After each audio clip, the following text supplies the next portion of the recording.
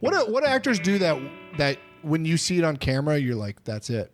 Is there a way they win the room that you know what I feel like you can teach or point to, like things that they've done, people that book jobs have consistently done other than preparation? I mean, preparation's key, of course, but I think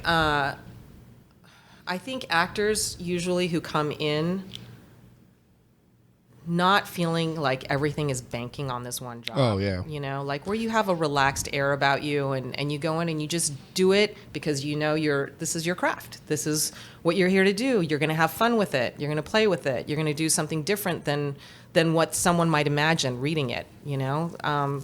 It's when they do something a little different, and that sets them apart from the rest. Because you got to remember, like, we got to sit there and watch someone do this scene over and over and over again. And as long as someone does something a little different, thinks of, even if it's a little wrong, you know, if it's good but different, that's going to get people's attention. That's interesting that you say even if it's wrong. Even if it's wrong. Because what if you swing too big? That's probably too bad? It depends. You're going to have to look at the job and see what it is, you know? I mean, certainly if you come in the room and you know, they tell you this is real, natural, then you don't want to go big. But you want to make a choice that someone else might not. Yeah. And, you know, when they say make it your own, it is important to do that. That's when you drop the pretzel burger delight. Maybe don't drop it. Well, I mean, just say it. Oh, just say it. Yes. But don't drop it on the floor. Clients don't like that. Wait, if I came with a pretzel burger delight, that would change the... Talk about a big swing. There you go. Oh, I just got back from Jack in the Box. Hey, guys, how's it going? Let me finish my lunch quick. Yep. That's a move. That's a good move. You're thinking. You're thinking. I don't know if that's a good move or not, but that's a move. You make people hungry. That's what I'm curious, though, because it is like... And when I say big swings, I don't necessarily mean broad. I'm just saying like something different like that. It's like they always like to reference TJ Miller, who I know is on the outs right now. But when he auditioned for Yogi Bear 3D or whatever, he auditioned with he had an actual bear in his audition tape or whatever. He did? Notoriously, yeah. He like did a tape with like a bear next to him just so that they could see him next to... Because it was an animated bear in the movie or whatever. So he brought a big stuffed bear? No. Like, it was... I think it was an... I could be mistaken. Somebody will fact check me, but call in now and fact check me. But it was an actual bear in his self-tape that he was next to while he was reading.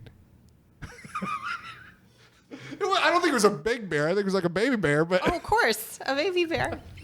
See, and then you're like, oh, I love baby bears. I love baby bears. I like big bears too. But I do always wonder, like, those bigs, like, if those are worth it or not. Because I think there is something to coming in, doing the work, and leaving. I think there's different schools of thought on that. You know, like, I think in commercials, I find that clients and agency, like, they tend to like to see everything kind of spelled out. Yeah. You know, like if you dress up for the part and you use props and all of that kind of stuff. I find that in theatrical, it wasn't like that. Like, right. They don't want to see all of that. They just want to see the performance. So, I don't know. I guess it depends on who you're working with. What's like a big swing you've seen recently that really worked? Can you think of one? You know, it's funny. Like, I know an actor that used to come in and slate. Every time he slated, he never looked at the camera. And that was his thing. That was his thing. He would just look around while he said his name. And it really gave the air of, like, I don't care.